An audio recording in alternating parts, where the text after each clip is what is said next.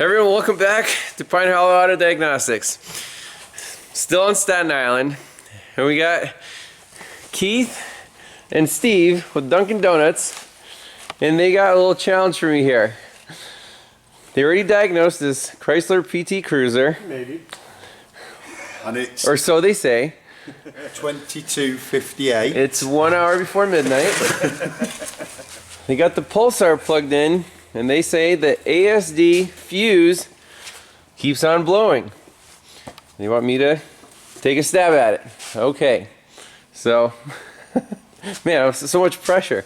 Is that fair? Staten Island Express strikes again. Alright, so we're going to learn how to use this. So it's set at 20 amps. That's when it's going to beep. Yep, so I'll give you a quick rundown there. Alright, so normally right here you start off in the off position, right? You're going to sit there and you're going to hook up your fuse tap wherever you want to go. Okay. This is always going to go to battery ground. Okay. There are two ways you can use this. One is you can sit there and set it over to manual, right? And then what you'll do is you'll dial in what you want to do. So let's say 20 amps. Okay. When you click that in, it's going to lock, click. Yep. but it's not going to apply any amperage until you press that button. Okay, so that way you can test to see. So let's say you're out there and you think you have an intermittent bulb that sits there and just jumps up and gets high amperage. You could sit there and go like this, and momentary sit there and send it out. Pulse let's say you had let's say we took this away, and we had a fuel pump that we wanted to sit there and turn on and drive into the bay. Okay. Guess what? You have this in here, and you could dial this thing all the way up if you wanted to. So you would go in there and unlock it. And then dial it in wherever you want it to be. Oh, I did press it 2 times. So there you can sit there and bring it up to about 35 amps if you really needed to. All right. And so in this testing procedure here, right, we'll sit there and we'll click it back over to auto, because what we wanted to do is we wanted to do exactly what the name said, which is pulse. So press the knob for 1 second to engage, manual 1 second to lock it, or to cancel it, just press and release once. All right. Okay. You'll never do mute on and off because you want that noise. You want the noise. Right, so this thing was a 20 amp rated fuse. That's what it showed in there. And the only thing we know is that it's the fuel pump ASD fuse, which in this case here is the 4th fuse in right here. ASD, okay. All right? So, Okay. once you want to lock that in, remember, press it down till it beeps. The little red light that comes on there shows that you're locked. And, okay, so this is plugged in on both sides of the fuse. That's right. Right? And you're also on the battery negative. So where is it getting its power from? The battery negative is there as a just in case. The power is already being provided here because this is battery power all the time on this one. If it was only ignition power, you wouldn't be able to set this up until it's on, until the ignition's on. Okay, so this would be blank until it actually has power on one leg of the fuse. And it won't be sending any current until you actually sit there and lock this down in the automatic position, and then current is ready to flow. Okay, so if I take this off, it turns off the... So it'll turn off the machine, right? Because that's really, you're using the power right now from this car to power up the machine. Okay, so let me just set it. As a precaution. So auto, dial it to 20. Yep, very, very sensitive. And then... Hold it till it goes beep. And you're locked in. Okay, the little dot means locked in. Now, whatever your amperage is up here, let's say that you wanted to use this button, now it's no longer manual, it turns into peak and hold. So let's say you wanted to see peak amperage on this. You go ahead and click this once, and your peak amperage will stay up there for you, so you can actually see what the peak was. Okay. So, and you're out there working alone, comes in handy. So this is like a current meter, and up to 20 amps. If it reaches 20, it'll beep. That's correct. You're going to sit there and it'll be pulsing on and off and making a beeping sound for you, which is good. It's nice audible. Okay. So let's verify the complaint since we have the tool set up. If it's blowing the fuse, it should beep the tool. Do you want me to do the key for you? Yeah, sure. Because I can drink my coffee. I don't know if I can do all that work. I'll just sit right here. Steve's going to turn the key on. Boom. Beep. Instant. Instant blow. Okay. So now let's get a wiring diagram to see what's on that fuse. If you turn the key off, Steve. Okay, current draw goes away. So whenever the key's on, there's over 20 amps going through that circuit. Wiring diagram. Alright, so we have a wiring diagram pulled up. That's our fuse that keeps blowing, number 13, 20 amp, and it feeds the automatic shutdown relay in the power distribution center, as well as, I hate it when it does that, the fuel pump relay, also in the power distribution center. That's the load side. And the last thing, last leg is red and white wire. Comes down here, goes to our fused battery power on the computer, powertrain control module. So 3 things, and to eliminate it, well, if it's easy to pull, I say pull these relays and see if the current draw goes away. The fuse stops blowing with the key on. So let's try to locate these 2 guys, the ASD and the fuel pump relay. And here we go. Fuel pump relay there, ASD relay right there. So these 2. Oh, you already got pliers? Alright, let's pull the fuel pump relay out.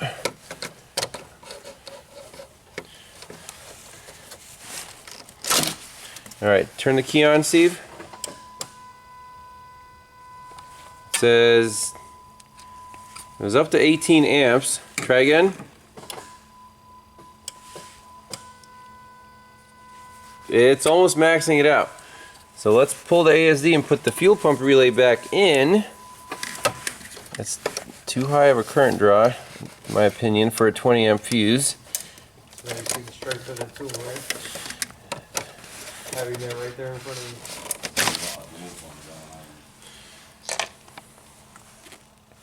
So let's pop this guy back in. Alright, do that key on again. Okay, we heard the fuel pump, 8, 9 amps. Normal, do one more time. Okay, so something on the ASD circuit is drawing 18 amps, and I think that's a little too much, right, Keith? I would say so. What's on the ASD relay now, on the load side? Let's see. Dark green and orange wire, and this should feed coils and injectors, amongst other things. Pin 15, keep scrolling down. Oh, let's see here. Okay, here we go. 15 goes to the splice.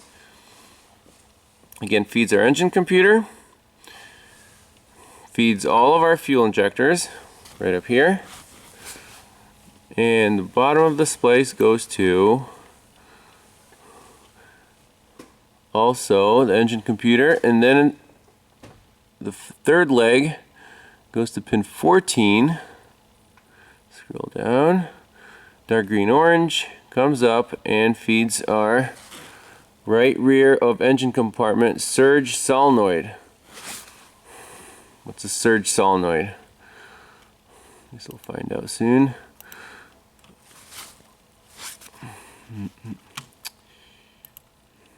Okay. So are those all the things on the ASD relay? Surge solenoid, injectors, and the ignition coil as well. So what's the next easiest thing to eliminate? Go after this tree of dark green and orange wires. Surge solenoid, located it right here. Sure enough, dark green, orange, dark blue and yellow. Unplug that guy. We'll take the fuel pump relay out since we know that's a good 8 amp draw. We'll plug the ASD relay back in.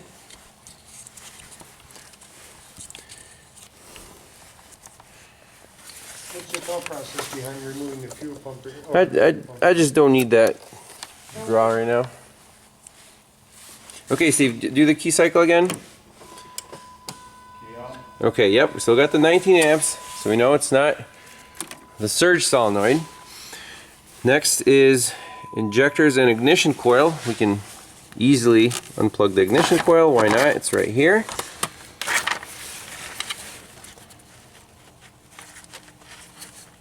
Now by easily, I mean only Keith can do these one-handed.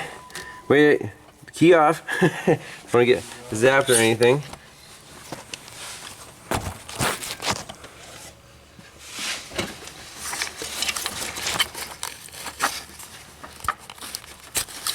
Okay, ignition coil is off. Let's do the key cycle again.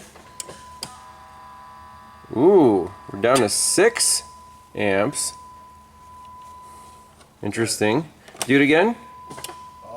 Yep. About 6 amps. Let's plug this solenoid back in. Okay, one more time. Okay, so 6 amps. That's reasonable. Let's plug the ignition coil back in. Wait. It's off. Okay, plug that back in. And go for it. Yeah, almost 20 amps with the ignition coil. Why is the ignition coil drawing 14 amps on a Keon ASD cycle? It should not be energized. Because Staten Island. Because Staten Island.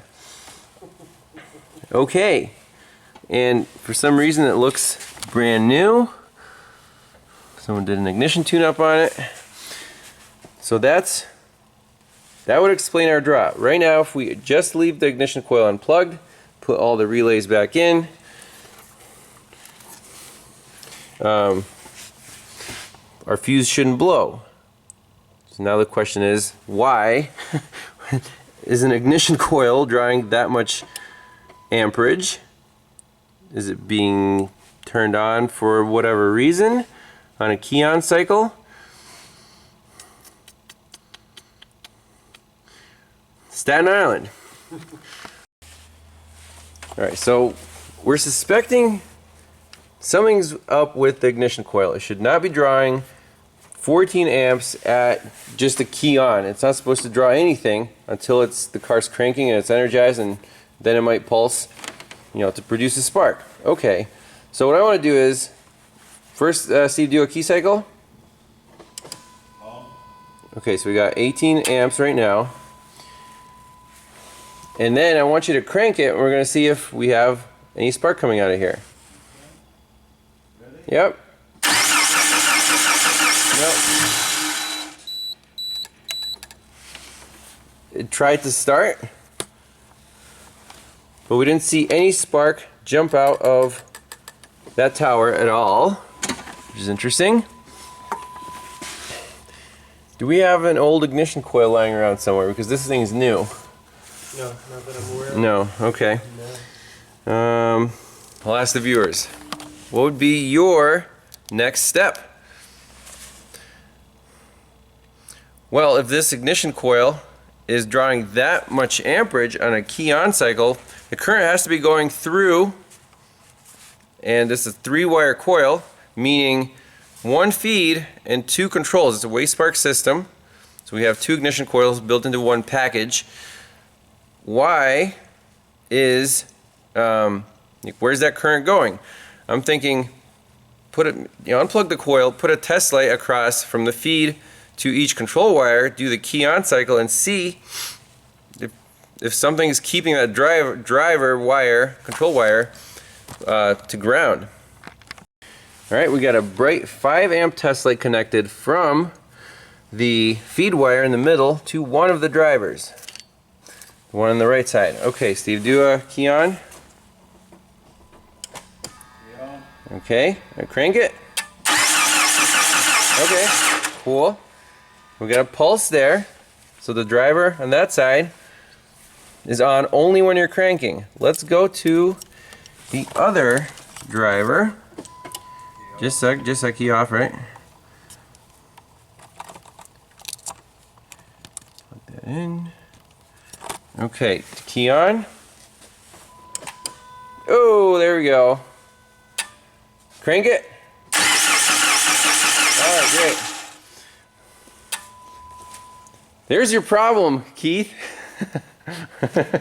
Now, the question is, why is that wire, I assume it's grounded all the time to ground, like completely. So let's just run our test light from battery positive to that wire. If it's a bright light all the time, no matter where the key is, we're looking for a short to ground on that control wire. And we can probably guess why the new ignition coil is there. You enjoying this? Loving it. All right, good. All right, here's our short to ground check on this driver wire for the ignition coil, the one on the left side. So again, bright test light. If we go from battery positive and this thing lights up, that wire is just shorted to ground somewhere. So let's go. Boom. Confirmed. Now the question is, how do we find that short to ground? Ideally, that wire should make it from the ignition coil to the PCM. We can look at a wiring diagram. Now it's a matter of finding where this thing is shorted to ground.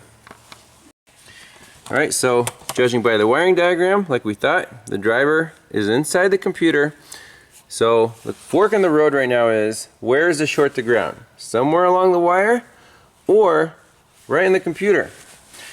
Quickest way to check, hook up our test light, unplug the computer. We can do it either way, and for some reason these red tabs are already unlocked. Keith's trying to make it easier for me, I guess. It's hard to work with one hand. Yeah. All right, we'll make it fun. We'll leave the light on, and if we find the magic connector, the light will go off. And we don't have to do 5 amps. We can just do 1 amp. And we'll put the lights in the camera shot here. Good. And let's go to town. There's 1.